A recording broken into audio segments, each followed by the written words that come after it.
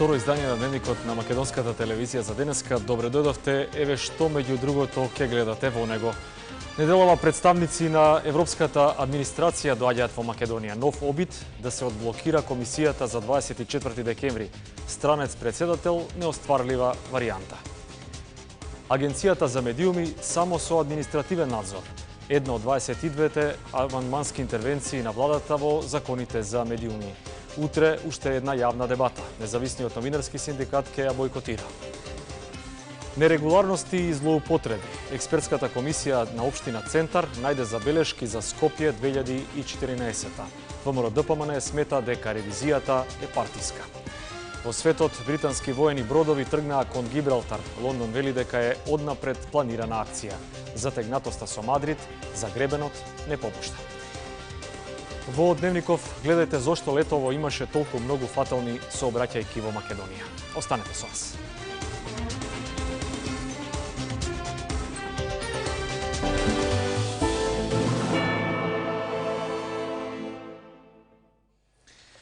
Брисел во нов обид да ја деблокира експертската комисија за настаните од 24 декември. МРТ дознава дека неделава представници на Европската администрација доаѓаат во Македонија на средби со политичките лидери. Експерти оценуваат дека ова е клучно да се реализира договорот од март, важен за есенскиот годишен извештај за напредокот на земјава во евроинтеграциите. Двајцата представници од Брисел во текот на неделава повторно доаѓаат во Македонија во обид експертската комисија да ја извлечат од ќорсокакот во кој што влезе по повлекувањето на Давидковски од челната позиција.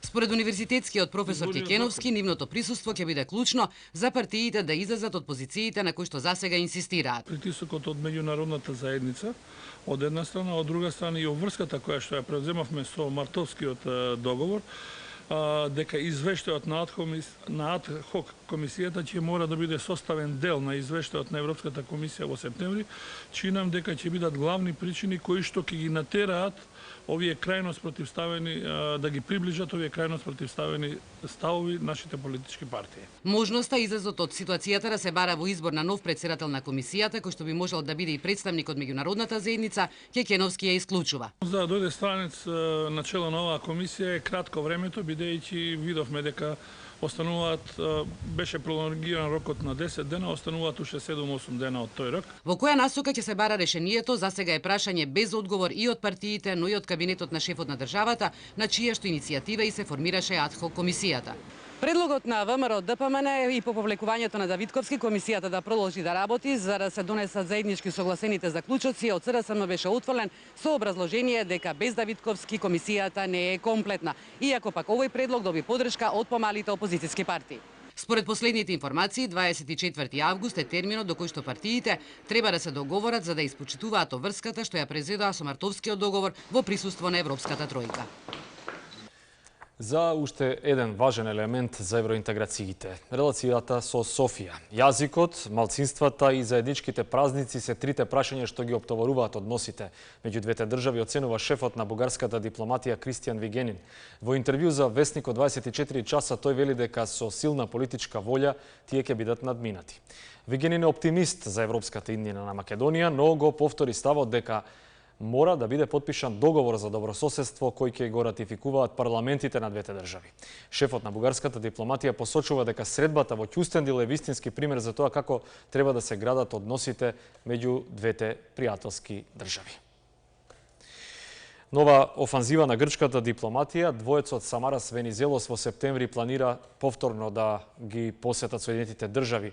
Тоа ќе биде втора посета на високо ниво за неполни 2 месеца. Според дело Датинскиот печат, спорот за името е една од темите.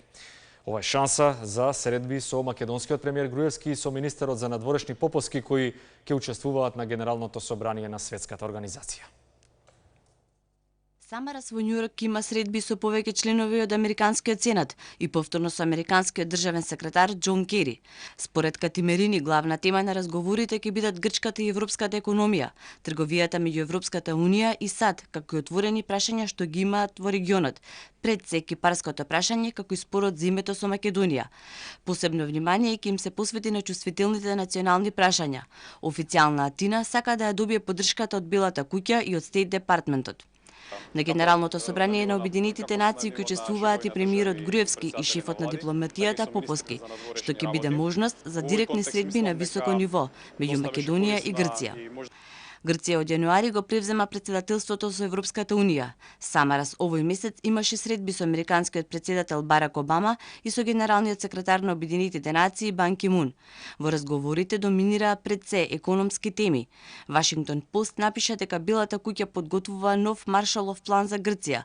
Одново беше нагласено и американско-грчкото сојузништво на Медитеранот, а американската администрација беше заинтересирана и за трансјадранскиот гасовод, конкурент на јужниот тек, што од Азербејџан треба да минува низ Грција и Албанија. Стопанството има недостаток од технички кадар. Пазарот на труд е презаситен од економисти, правници и социолози. Стартуваат уписите за на факултет. За ова подоцна во Дневников, претходно владата предложи амандмани во законите за медиуми. Тврди дека прифатила дел од забелешките на Советот на Европа и ОПСЕ, како и од учесниците во собраниските расправи. За утре е закажана нова јавна расправа. 8 амандмани во Законот за медиуми и 14 амандмани во Законот за аудио и аудиовизуелни медиумски услуги предложи владата.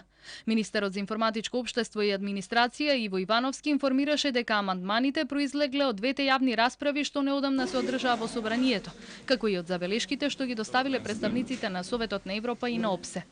Со дел од амандманите се интервенира во делот за уредниците, глобите, радиодифузерите. Четвртиот амандман кој што го предлагаме се однесува во членот 15, кој што е јавност во работата. Став 1, зборовите издавачи на медиуми се заменуваат со радиодифузери, што значи ќе се однесува само на радиодифузерите, а не на печатените електронските портали.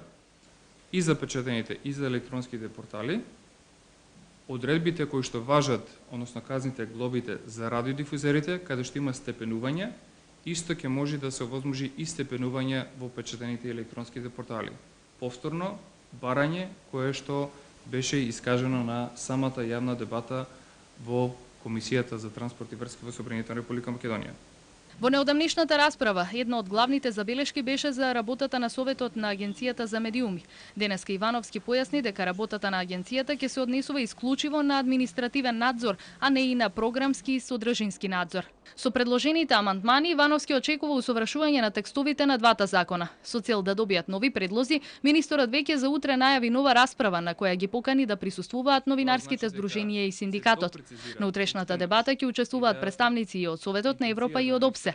Со писмено соопштение, самостојниот синдикат на новинари и медиумски работници извести дека нема да учествува на расправата. Како причина ја наведуваат нетранспарентноста во создавањето на текстовите на работните верзии на овие законски акти. Нерегуларности и злоупотреби констатирала експертската комисија ангажирана од општина Центар за ревизија на проектот Скопје 2014. Градоначалникот ќе го достави документот до обвинителството, кое ќе одлучува за евентуална кривична одговорност. Владачката партија го оцени извештајот како партиски. Општина Центар градела споменици и мостови за кои немала надлежност. Ова го утврди комисијата ангажирана од градоначалникот Жерновски, задолжена да направи ревизија на проектот Скопје 2014. Течеле тендерски процедури и огласи за споменици за кои законот налага да се градат единствено со амин од собранието. Буџетски пари се префрлале во општинската каса за да се покријат дупките, а се склучувале и договори со автори кои не биле прв избор на општинскиот одбор. Сите постапки се водени на начин да се создаде привид дека се спроведува закон. Значи ги имаме елементите, ама не се таму каде што им е место. Крајниот есап за споменикот на Ченто од првично предвидените 4 милиони денари се заокружил на 65 милиони, тврдеа ревизорите. Првиот човек на Центар вели дека по овој ќе следува и втори извештај, а потоа во општината ќе влезе и државниот ревизор, како и меѓународна експертска ревизиска куќа. Овој документ ќе биде предаден до обвинителството во Република Македонија, затоа што очигледно според она што можевме да видиме, овде има материјал со кој што тие сериозно треба да се занимаваат.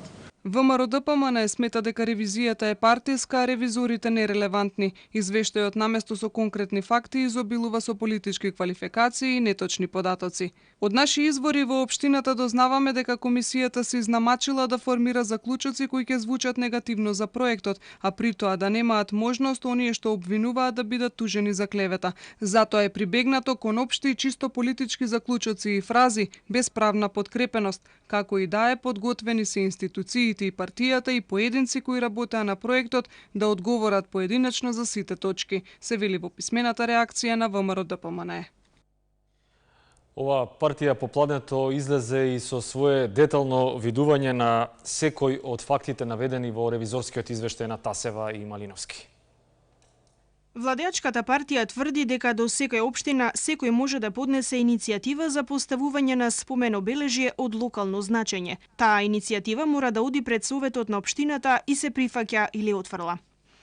ВМРО-ДПМН вели дека сите споменобележја се поставени на иницијатива на Министерството за култура. Оттаму додаваат дека сите иницијативи се прифатени со одлука на совет. Според оваа партија сите се на иницијатива на влада. Нема ништо спорно со одлуката бидејќи ја донело легитимно избрана влада. За иницијативите кои се поднесени за подигнување на споменобележјата, ВМРО-ДПМН вели дека Уставниот суд ги отфрлил и кажал дека нема ништо спорно во тоа. Државниот завод за ревизија има направено досега 2 ревизии во 2008 и во 2009 година и нема констатирано никаква неправилност во постапките. Владеачката партија додава дека за цената на изработка на 2 споменобележја, јавните набавки кои биле во тек пропаднале заради тоа што цените тогаш биле значително повисоки и се донесле одлуки на повисок износ. Белгиски Ван Хол до нова година со првиот произведен автобус во Македонија. Джонсон Мети почна со пробна работа во својата втора фабрика, МРТ во Бунарџик.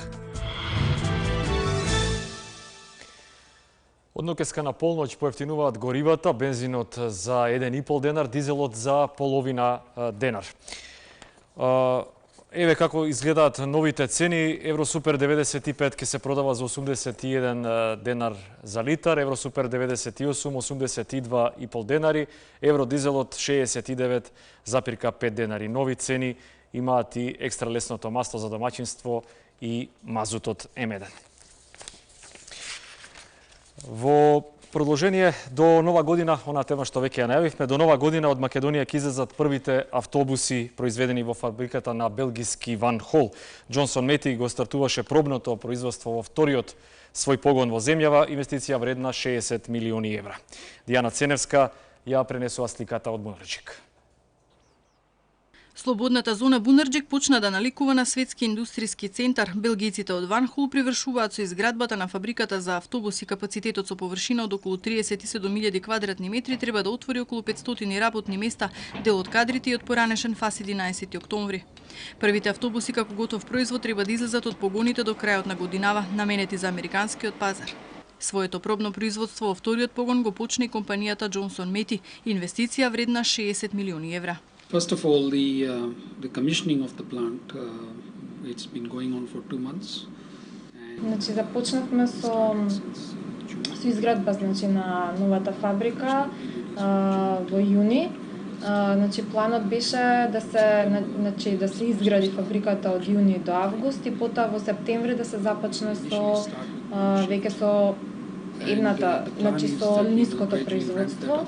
Джонсон Контрол прв го скрши мразот и во 2007 влезе во Бунарџик. Се реши за втора фабрика во Штип. Во Бунарџик се позиционира и Кемет Електроникс, Технохозе, Протек, првиот човек на развојните зони задоволен од зголемениот интерес на компаниите. Веќе имаме 5 компании кои се во полнек со своето производство и некаде до средината на есента ќе биде функционална и фабриката на Ван Хол, а истовремено минатата година зоните Скопје 1 и Скопје 2 беа меѓу 50 зони на иднина во целиот свет во една конкуренција од 700 светски слободни економски зони. Уште 5 компании се пред носење на финална одлука за инвестирање во земјава ексклузивно за МТВ, откри вице-премиерот Ставрески. Во финална фаза сме на разговори, да речем пред потпишување на договор со неколку компании. Очекувам до крајот на годинава најмалку 5-6 компании веќе да потпишат договор за инвестирање во Македонија. Има 2 турски компании во делот на медицинската технологија кои што ќе инвестираат во зоната во Бунарџик. Освен за Бунарџик, нови странски инвестиции се најавуваат и за Охрид, Струга, Тетово и Кичево. Сега претходно странските компании во Македонија во неколку наврати кажаа дека имаат потреба од стручњаци. Поради ова или нешто друго, расте интересот за техничките науки. В петок стартува првиот уписен рок за факултетите на државните универзитети, има околу 25.000 слободни места. Стопанството има дефицит од технички кадри, а пазарот на труд е презаситен од економисти, правници и социолози. Добрите познавачи велат дека со техничките факултети поголеми се шансите за вработување. Од факултетот за електротехника се задоволни што расте бројката на студенти. Само до пред неколку години немале кому да му доделат стипендии. Информациониот систем АјНО, каде што се пријавуваат, веќе имаме значителна бројка на пријавени кандидати кои сакаат да студираат на нашиот факултет. Веќе се ближи кон 200. В петок стартува првиот уписен рок. Државните универзитети во земјава ги отвораат вратите за 25.624 студенти, од кои 15.063 се за редовни, 7.411 за редовни студенти со кофинансирање и 3.150 за вонредни студенти. На Штипскиот универзитет првиот уписен рок почнува в среда, а на Тетовскиот на 19 август. Цената на студиите останува иста. Лицата кои што ќе се запишат како редовни студенти и ќе влезат во државната квота, ќе плаќаат 200 евра годишно во денарска противредност, а студентите кои ќе се запишат како редовни студенти во квотата со кофинансирање, како и вонредните студенти ќе плаќаат 400 евра годишно. Поради малата заинтересираност за студиите и суфицитот на пазарот од труд, Министерството за образование ги укина родовите студии на Филозофскиот факултет. Ристовски апелираше идните студенти внимателно да изберат својата една професија и таа да се одвестува со струките кои се актуелни и барани од компаниите. Миграцијата на младите е во фокусот на годинашното одбележување на Меѓународниот ден на младите. Во светот на годишно ниво од 214 милиони мигранти, младите се 10%, а се знае многу малку за нивните предизвици и искуства. Се повеќе млади луѓе од целиот свет мигрираат од своите земји. Најчести причини се економските проблеми. Генералниот секретар на Обединетите нации Бан Ки Мун порача да се унапредат правата на младите мигранти. Во Македонија годишно мигрираат илјадници граѓани внатре, но многу повеќе надвор од границите. Како млади луѓе ние не сме само иднината, ние сме тука и сме сегашност, и имаме сите оние знаења и компетенции од различни области, за да можеме заеднички со сите релевантни институции и чинители заеднички да работиме да го правиме светот подобар. Младите да бидат поактивни и поконкурентни, бидејќи тие се перспективата и иднината на Македонија, порача вице-премиерот задолжен за европски прашања Бесими. Во последните години, посебно во период на криза, има сигнали дека ние во пазарот на трудот, Република Македонија покажа еден тренд што е позитивен во однос на бројките. Меѓутоа, тоа не значи дека ова се доволни трендови, доволна динамика за нашиот раст да биде уште поголем. Пораката од ЕУ е да се разбудат младите умови со креативни идеи. Европската Унија има голема важност за младите и нивната иднина. Тие да не бидат пасивни во соочувањето со предизвиците. Бидете креативни, имајте отворени умови, кои ќе се фокусираат на многу поголеми цели. А Европската Унија ќе продолжи да работи со оваа држава. Не само во Македонија, туку и во Европа најголем дел од невработените се млади луѓе на возраст до 30 години. Летните месеци најфатални според бројот на сообраќајните несреќи. Флаери ќе ја зголемуваат свеста на возачите. По 1,5 година помината во кома почина холандскиот принц, 44 годишниот Јохан Фрисо, најмладиот син на кралицата Беатрикс. Настрадал при скијање лани кога го затрупа лавина и предолго останал без воздух. Фрисо во 2004-та се одрече од правото на престол за да стапи во брак со активистката за човекови права Мабел Визе Смит. Раста тензиите меѓу Шпанија и Британија околу Гибралтар. Норвешкиот премиер глумеше таксист за да го слушне јавното мислење. Преглед на вестите од светот. Дипломатската битка меѓу Велика Британија и Шпанија околу Гибралтар кулминира со бродови на британската кралска морнарица со попатна станица во протокот. Маневрите се одамна планирани, но Лондон најави правна акција, веројатно тужба пред Европската Унија, како реакција на жалбата на Мадрид пред Советот за безбедност. Една опција се Обединетите нации и решение на проблемот со резолуција за деколонизирање или да се жалиме пред Меѓународниот суд на правдата. Мадрид со строги патни контроли создаде застој на копнената граница, откако британците изградија вештачки гребен крај ртот, за да го спречат влезот на шпанските рибарски бродови во нивните води. Мадрид обвини за уништување на риболовот. Еден од серверите на глобалниот систем за следење на интернет податоците се наоѓа во Москва, објави британски Guardian, повикувајќи се на документ предаден од Едвард Сноуден. Руските специјални служби не истражиле дали серверот постои и каде се наоѓа, но речиси 100% тоа е во американската амбасада во Москва, пишуваат руски медиуми, посочувајќи дека сервер нема само во земјите каде што нема американско дипломатско представништво. Премиерот на Норвешка помина едно попладне возејќи се во тајност со такси низ Осло. Премиерот Столтенберг сакал да слушне што прават и како размислуваат гласачите. Снимката од скрината камера ќе биде употребена за предизборната кампања. За мене како премиер е важно да се слушне мислењето на луѓето. Не постои подобро место од такси возило каде што луѓето слободно го кажуваат мислењето. Столтенберг е многу популарен во Норвешка, но по последните анкети заостанува зад опозицијата. Силен тајфун наречен Утор го погоди северниот дел на Филипините. 23 рибари се водат за исчезнати, а невремето предизвика и голема материјална штета. Ветерот со брзина од околу 210 км на час е најсилниот тајфун во светот годинава. Метеоролозите предвидуваат дека Утор денеска ќе мине преку филипинскиот остров Лусон, а утре ќе стигне во Кина. Дупка длабока речиси 20 метри се отвори до одморалиште близу до Дизниленд на Флорида. За среќа 35 посетители биле евакуирани пред да се урне зградата. Секој има право на спорт и за момент да се почувствува како човек. Репрезентации од бездомници на светско првенство во фудбал.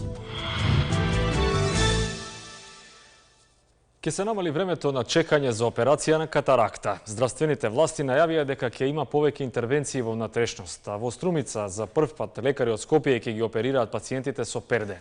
200 интервенции повеќе ќе има во Битола, Прилеп, Штип и во Тетово. Ќе се намалуваат листите на чекање за операција на катаракта. Во Тетово, Битола, Прилеп и Штип, каде се изведуваат овие интервенции, нивниот број ќе се зголеми за 200 на годишно ниво. Со оваа мерка на ресорното министерство се очекува Македонија да биде меѓу земјите во Европа со најкратко време на чекање за интервенција. Германија има постигнато намалување на времето на чекање некаде на 2 месеци и тоа е едно од подобрите времења на чекање или најкратко време на чекање во Европа, нешто што од прилика ќе го постигнеме и ние до крајот на годината. Од предвидените 500 интервенции до крајот на годината, кои што беа предвидени да се изведат, ние тој број го зголемуваме на 1200, што е реткост во Европа. Во Тетовската клиничка болница, на пример, се изведуваат 600 интервенции, а со зголемувањето бројот се очекува да се искачи на 800. Во Тетовската клиничка болница велат дека ги имаат сите услови за изведување на интервенциите со најсовремени апарати. Во период од 7 до 8 месеци биле оперирани речиси 500 пациенти. Пациентите се задоволни од оваа мерка и велат дека на здравството му се потребни ваквите реформи. Мислам дека ќе се за подобро здравје. Тоа е добра работа. Па чим почнало веројатно и ќе го направи. Тоа ни треба нас. За прв пат операции на катаракта ќе се изведуваат и во Струмица со специјалист од Скопје. Таму се предвидени 100 интервенции годишно. Загуби човечки живот не е само статистика, туку и судбина. Со флаери на кои има испишано пароли, ке се зголемува свеста кај учесниците во сообраќајот поради се поголемиот број сообраќајни несреќи, особено во летниот период. Црн е билансот од сообраќајни несреќи на македонските патишта. Минатата година 132 човечки живота се запишани во полициските билтени. Јуни, јули и август се најцрни месеци. Бројот на сообраќајките е за 40% поголем во однос на другите месеци во годината. Во тие 3 месеци во просек се случуваат и по 400 сообраќајки.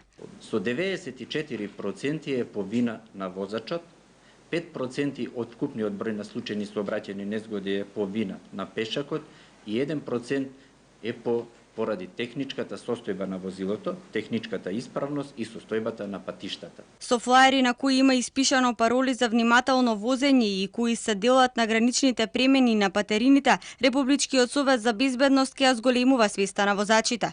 во услови кои што се покомплицирани, значи висока температура која што често предизвикува и поголем замор, помала концентрација, поголема нервоза, се случува за моментне внимание да се предизвикаат големи сообраќајни незгоди во кои што се губат човечки животи. Од Дирекцијата за заштита и спасување апелираат на внимателно однесување низ македонските патишта, да не се фрлаат до горчиња од цигара, бидејќи многу патишта минуваат низ шуми и национални паркови. Лани се случиле 26 пожари, каде што причината била човечки фактор. Делото е казниво во Република Македонија. Казните изнесуваат од 3000 до 5000 евра, во денарска противвредност и казни затвор од 3 до 5 години. Со придржување кон оваа кампања ќе се стигне мирно и безбедно до посакуваната дестинација, велат надлежните.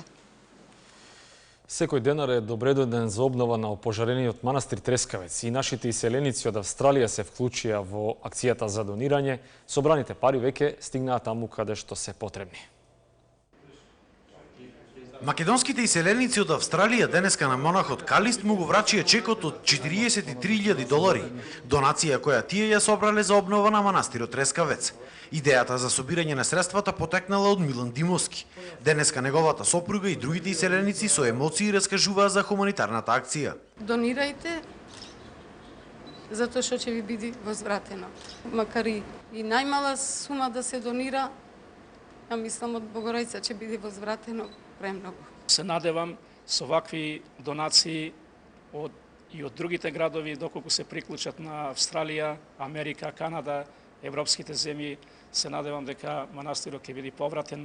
Монахот Калист истакна дека донации за манастирот пристигнуваат од сите страни и континенти. Навистина посебно сакам да го истакнам, неколку пати го споменавме господинот Милан Димовски бабето, кој што ми се јави речиси веднаш после пожарот и најави дека ќе организира нешто такво. Организиравме ова и навистина сме посебно благодарни. Инаку при крај е изградбата на патот до Трескавец и се очекува до крајот на оваа недела тој да биде целосно асфалтиран, а свеченото пуштање ќе биде на 28 август.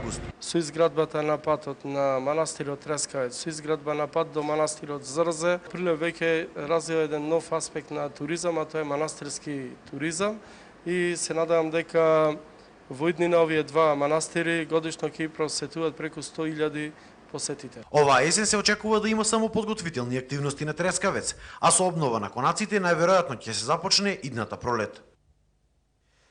Го гледате вториот дневник на македонската телевизија. До крајот уште две информации. Скопје е преплавено од кучиња скитници. Градските власти ги повикуваат граѓаните да се обратат кај нив ако забележат глутница која е опасна. Знаат да нападнат и домашните милиници. Скопје врие од кучиња скитници. Без стопан има и расни. Ниту еден шарпланинец нема да се симне од планина за да дојде и да прошета во центарот на градот. Многобројните улични кучиња некогаш биле нечи домашен миленик. Човекот ги одгледува, ги размножува, печали од нив, а вишокот неретко завршува на улица. Градските власти будно ја следат состојбата со скитниците. Животното откако ќе биде собрано од улиците, откако ќе биде заловено, веднаш е прегледано од страна на ветеринарна екипа и практично тие констатираат неговата здравствена состојба и констатираат дали животното евентуално пројавува знаци на прекумерна агресивност. Од Друштвото за заштита на животните Анима Мунди велат дека единствено решение за нив е акцијата залови, стерилизирај, кастрирај и врати го на улица. Тоа сега го прават и службите на градот Скопје. Анима Мунди е против стационар затоа што тоа не е решение за град со волку голем број на бездомни животни, каде што се бројат со илјадници. Кога ќе се намали нивото на 100 да кажеме или 200, во тој случај можеме да зборуваме за стационари, за некакво изгрижување на кучиња. Економски тоа е неисплатливо. Граѓаните со поделени мислења за уличните кучиња, секој во зависност од искуството што го имал. Кога не биле кастрирани и стерилизирани кутрињата, сум влегувала во чопор, ниедно не ме нападнало. Каса? Кого каснала? Па многу има. Вас бе каснала? Да. Лад, напаѓаат. Јас имам куќа и се вика Макс. За разлика од скитниците за кои никој не одговара ако каснат човек, за сопственикот на домашниот миленик кој не го почитува законот следуваат казни. Доколку сопственикот на домашно куче не му стави маска и го пушти така без надзор, а кучето касне некое лице, лицето може да го тужи сопственикот и при тоа да добие парична казна од 100 до 400 евра. Недоволно се почитува и законот кој предвидува собирање на изметот на домашните миленици. Сопствениците задолжително треба да носат кесе и да го соберат тоа што зад себе ќе го остави нивниот миленик. Ова особено треба да се почитува во стамбените објекти и во парковите каде што играат деца. Во градскиот парк милениците добија сопствено катче за активности, во кој има специјализирани канти со ролна за собирање на изметот на кучињата. За несовесните, комуналните редари пишуваат казни. Не се само животните скитници, следува сторијата за луѓето бездомници. Многумина забораваат на нив, но одредени фондации најдоа начин како да ги спојат и како да организираат спортски надпревари. Во Полска, например, има светско фудбалско првенство на бездомници. Бездомникот не е само човек без покрив над главата. Неговиот проблем не се решава само со престојувалиште или народни кујни. Но овие луѓе им се потребни желба за живот и достоинство за да се вратат во колосиците на светот. За фондацијата Светско првенство за бездомници, фудбалот може би е најважната споредна работа, но и повеќе од тоа, бездомници од повеќе земји се обединуваат во игри за да си го сменат животот. Во полскиот град Познан, тимови од Норвешка, Јужна Африка, Кина, Мексико, Франција, Намибија за 10 дена ќе одиграат 600 надпревари. За кондиција се откажуваат од пороците кои се поврзуваат со бездомништвото. Не се работи само за спортот. Ова е повеќе од тоа. На сите им треба позитивна енергија. Овие луѓе одат на терапија. Имаат проблем со алкохол или дрога. За време на терапијата многу е важно да им се даде охрабрување, надеж и достоинство. Светското првенство за бездомници првпат е организирано во 2001-та. Учествувале 100.000 луѓе и дури 70% од нив успеале да си го сменат животот. Се откажале од дрогата и алкохолот, нашле работа и дом, го продолжиле образованието или тренинзите. Многу од нив станале фудбалери, тренери и социјални работници. Може да се каже дека целта на надпреварите е да се елиминираат учесниците на најпозитивен начин. Толкова второ издание на Дневникот. Останете со спортот и метеото од мене. Пријатно.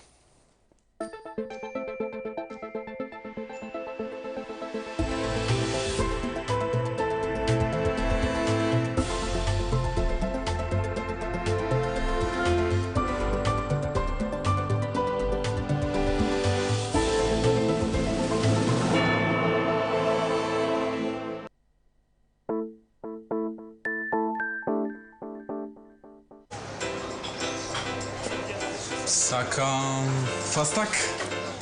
Не. Киви или лештик? Не знам. А може и да измешам?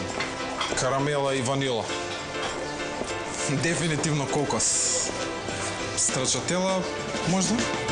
Ова лето некои одлуки се лесни. Избери VIP Prepaid со 1 динар минута кон сите мрежи во Македонија и бесплатен 3G интернет неограничено. Повеќе за вас. VIP.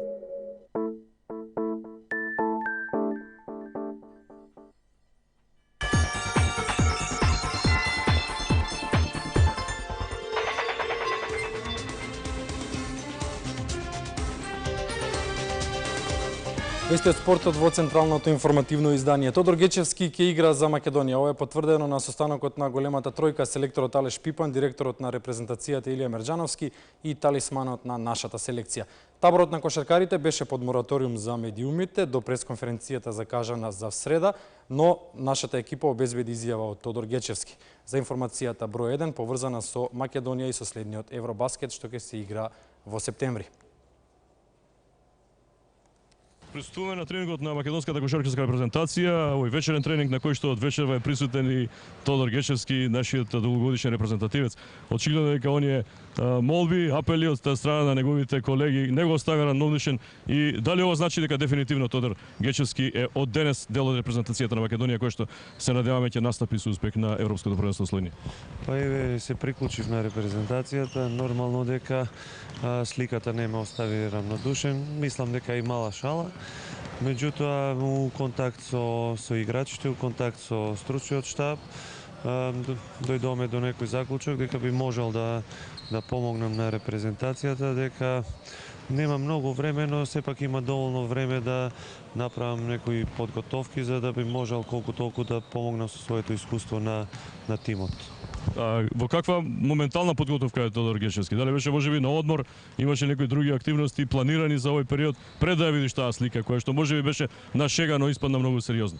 Не сум спремен воопшто. Бев на одмор, од завршетокот на сезоната сум на одмор. Планирав да почнам на 15-20 август со клубот МЗТ, меѓутоа после оваа слика и мислам после контактите одлучив да пробам дали би можел да стигнам во некоја форма. Ова е на задоволство на целокупната македонска јавност. Се уште го паметиме оној настап во Литванија пред 2 години кога Македонија беше 4-та пласирана. Сега имаме слична репрезентација, позрела, можеби подобра, а секако и амбиентот во Словенија ќе биде добар од аспект на тоа дека македонските навивачи ќе бидат во поголем број. Па јас се надевам дека таму ќе се поставиме во добро светло, дека ќе дадеме максимум. Мислам дека имаме добра репрезентација, дел од младите имаат поголемо искуство, дел од постарите имаат поголеми успеси. Мислам дека ќе направиме се од себе за да ја представиме Македонија, да не се заборави она што го направивме во Литванија. Меѓутоа би разговарал за чекор по чекор. Првите моите надежи се да ја поминеме групата. Се надевам дека сите оние навивачи кои ќе дојдат од Македонија ќе бидат задоволни од нашиот настап и на крајот да стигнеме што можеме повеќе. Меѓутоа почетната цел барем за мене е да ја поминеме првата група. И само да напоменеме, подготовките почнаа, имавме одлични настапи со Хрватска, иако не во целосен во најдобар состав, сега полека се комплетираме. Тука доаѓа Литванија во сабота, потоа имаме двомеч против Шпанија, на крајот против силни селекции како Грција, Германија и Босна и Херцеговина пред настапот на Европското. Па мислам дека тој последниот дел таму во Германија ќе биде најблиската слика до она што ќе се случува во Словенија. Се уште е рано да се биде во добра форма, иако пратејќи ги настапите, мислам дека тоа делот помладите играчи се доста позрели и можат да понесат поголем терет за македонската репрезентација. Најбитно ќе биде нормално во Словенија да се покаже да бидеме во најдобра форма, да дадеме се од себе, да играме добра одбрана и мислам дека тоа е клуч на едно такво важно надпреварување. Гечевски, благодарам. Се надеваме дека ќе те гледаме во најдобро можно светло со сите твои пријатели, а наши репрезентативци и Владо Илиевски, и Мекелеп, и сега го Перо Антич, кои што не те оставија рамнодушен, и сите оние други кои што доаѓаат од помладата генерација. Ева, поштовани гледачи, ова нека биде најдобра покана да ја проследиме и македонската репрезентација во настапот против селекцијата на Литванија, која што ќе ни гостува тука во сабота навечер во спортскиот комплекс Борис Трајковски. Уште еднаш Тодор Гечевски ќе игра за Македонија на предстојното европско првенство што ќе се игра во Словенија. А кадетската кошаркарска селекција на Македонија го загуби последниот надпревар по групи на европското првенство во рамките на Б дивизијата што се игра во Сараево. Финците не совладаа со 77-59, што е втор пораз едно по друго со вчерашниот од естонците по одличниот старт што го имавме со 3 победи. Нена Димитриевич постигна 15, Дејан Србиновски имаше поен помалку, а Двојаковски собра 10 скока. Во вториот надпревар од нашата група Португалија совлада Норвешка со 83-60, исполнет еден од условите за наш пласман понатаму и сега дали во битка за од првата до 8-та позиција или за позиција под 9-та, ќе чекаме на распредот на табелата по дуелот што се игра во 20 часот и 30 минути меѓу селекциите на Бугарија и Естонија. Од победата против Данска поминаа 6 месеци и 4 надпревари без позитивен резултат, па затоа дуелот на македонската фудбалска репрезентација против Бугарија е многу важен. Иако мечот влегува во категоријата пријателски, резултатот треба да донесе ефект во пресметките со Велс и со Шкотска. Со еден добар резултат, со еден позитивен резултат, мислам дека повторно може да ни се врати само до вербата, не само кај нас стручен штаб фудбалери, но исто мислам дека и јавноста повторно би ја придобили на наша страна, така да во септември би очекувале и поголема поддршка од трибините. Бугарија е вистински противник како единствен тест пред завршниот дел од мундијалските квалификации. Соседот е без пораз во групата зад Италија, а во предност пред Чешка за пласман во баражот. Една година и вкупно 10 надпревари бугарите се поразени само во контролен меч со Украина. Не очекува еден тежок надпревар. Бугарија е една квалитетна репрезентација, искусна. Игра добро во квалификација. Али ние за овој краток период од 2 дена треба, мислам дека доста доволно сме спремни и ќе го дадеме максимумот да извлечеме еден поволен резултат сигурно и со победа, се надеваме со победа ќе се спремаме за следните надпревари против Шкотска и ВС во септември. Надпреварот со Бугарија е шанса да заврши лошата серија од 4 порази и конечно да се прекине постот без постигнат гол во двата дуела со Белгија и на скандинавската турнеја со Шведска и со Норвешка. Се надам дека не само за овој надпревар со Бугарија и на следните во квалификациите, бидејќи мислам дека надпреварите во квалификациите се многу поважни од овие пријателски надпревари. Мислам дека стварно имаме квалитетни напагачи и можеме да постигнуваме голови. По еден триумф и нерешени 3 порази е билансот на Македонија против Бугарија. Шестиот и тој пријателски в среда на националната арена ќе почне во 20:45, преносот на прва половина час порано. И на третиот ден на 14-тиот атлетски мундијал гледавме интересна програма. Почнуваме со стотката кај дамите. Шелиен Фрейзер Прајс од Јамајка со 10:71 убедлива го освои златниот медал пред Муриеле Ахуре од брегот на Слоновата коска. На третата позиција се пласира американката Кармелита Джетер, која што го освои бронзениот медал на ова светско првенство што се одржува на Лужники во Москва. 110 метри со пречки во машка конкуренција, двоен триумф на американците, Оливер и Вилсон злато и сребро, Шуп Бенков од Русија, прв русин со медал на оваа делница на мундијалите. Мерит заврши на шестата позиција. 400 метри во женска конкуренција, Кристине Охуруогу од Велика Британија се закити со златото пред Амантли Мончо од Ботсвана.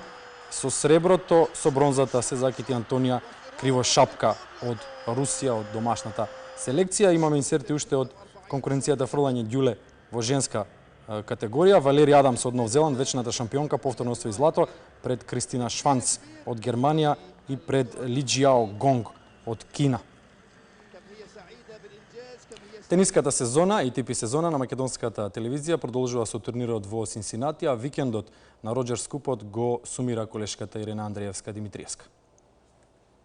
По синоќа завршениот тениски мастерс во Монтреал, веќе денеска започнува илјадарката во Синсинати. За разлика од Монтреал, на Синсинати меѓу останатите го гледаме и Федерер, кој 5 пати го освојува истиот, што пак кажува дека сите звезди ќе се на број. Му недостасува на Федерер само уште едно славие за да се изедначи со Едберг, најтрофениот во Синсинати, а би се впишал и како шести тенисер на кого му пошло одрака да врзе година за година.